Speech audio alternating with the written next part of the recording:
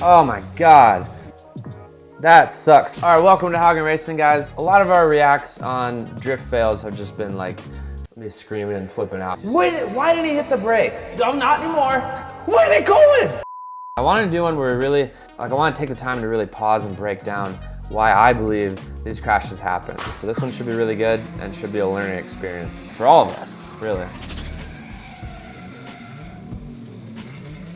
So right off the bat, so he's drifting just fine there. He's super wide, like he's like actually on the curbing, and it's really inconsistent. So it's gonna kind of hop the car around. So he's already like not in the best position right here. So then here, so that's an interesting move. To me, it looks like he got off throttle and let the car grip up. I think because he knew that this turn was kind of gonna tighten up. Because now he just locks him up. Just locked up like that. That means they've deleted ABS, which is the correct decision. You should get rid of ABS on like a dedicated drift car. But then you do have that potential chance of hitting the brakes and it just locks up and you go into a four-wheel slide. And once that happens, it's really hard to recover. Especially because that was like a knee-jerk reaction, like after he realized he was probably going into the wall. Yeah.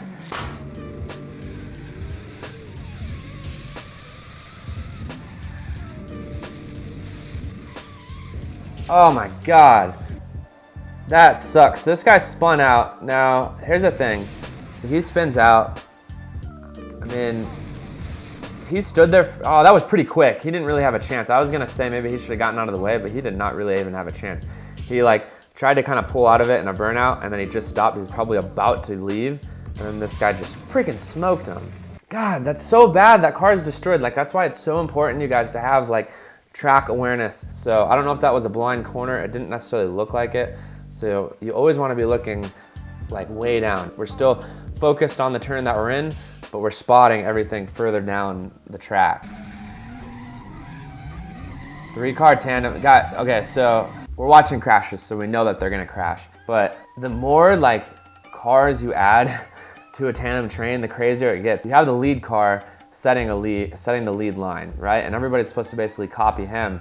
What was that like phone game where like one person would say something and you'd go down the line and at the end it was like unrecognizable, like what the last person was saying compared to the first?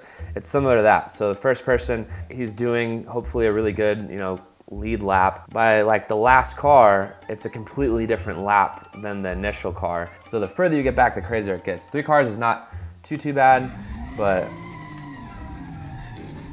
oh, God, you hate to see that. So this guy, he just threw a little bit too much angle and didn't have enough grip to kind of like pull himself back around. He let off throttle, but it just kind of kept spinning. And then I don't think the guy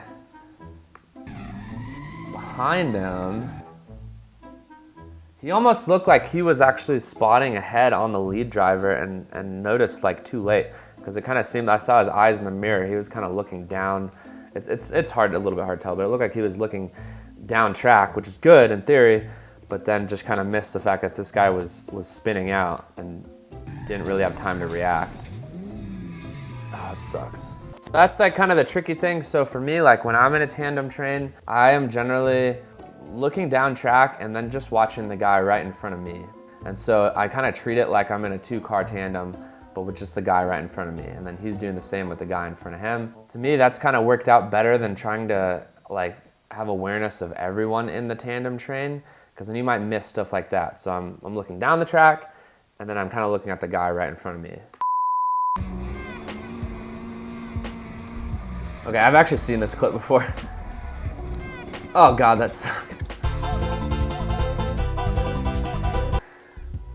So his freaking quick release just broke on him. And at that point, there's really not much you can do to recover it. I love the effort on putting a hand on the hub and trying to drift like that. I have actually drifted with no steering wheel, and I like had to use the hub to kind of like road race through the track. Oh, it sucks.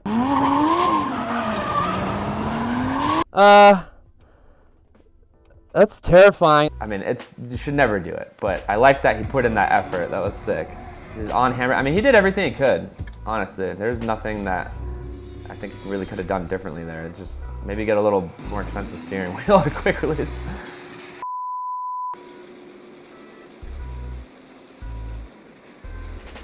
What is gonna happen here? Oh, his freaking wheel just came off. That one's hard to say. As I was watching though, it kind of looks like that wheel was wobbling a little bit. I wonder if he like kind of forgot to torque down his lug nuts and then it was just kind of loosening up. And at that point it starts getting like stress that it wouldn't normally have and it'll just snap the studs. Okay, so honestly, I don't know when he's gonna crash, but props to this guy for still sending it out there. Like he's already had some type of part failure or a crash and he's still trying to do what he can. I imagine this is probably qualifying and he crashed in practice. So just that like hurts me. Cause it sucks because I love seeing the effort put in. Like he had either a part mistake or a driver mistake, but they got the car back out there. It was duct taped together and he gave it his best effort, but that car was just having all sorts of issues right from the start. But I love the effort on that, honestly. That's sick.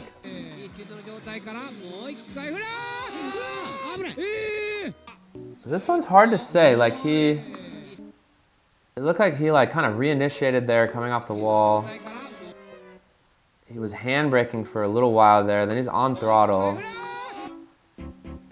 It almost looks like a parts failure because I don't really even know why it just suddenly pitched that way. That would happen if maybe like a tie rod broke or a loss of power or something like that.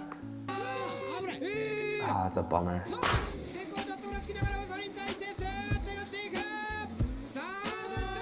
No! Dang, he just got like offline and like kind of off track. They give them some kind of room, but generally if you're like not on like say the beaten path, like where all like the black striping is, where everyone's running, then there's gonna be all sorts of tire chunks and crap through there, and it's gonna be like a much more inconsistent, slicker surface. So to me it looked like he just got offline, got into all that crap, and just did not have any traction and spun out.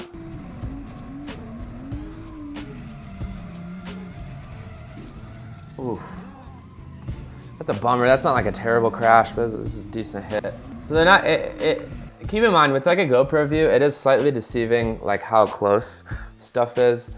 I mean, he was on the same line as him, so I'm not sure why he didn't avoid him, but sometimes that kind of happens. All right, guys. Well, I hope you guys enjoyed this one. I know it wasn't such a, ridiculous me screaming and flipping out. If you guys enjoyed this video, appreciate you hitting that subscribe button. Check out our merch on haugenracing.com. Anyways, I appreciate you guys checking it out, and we'll see you guys in a couple days. Peace.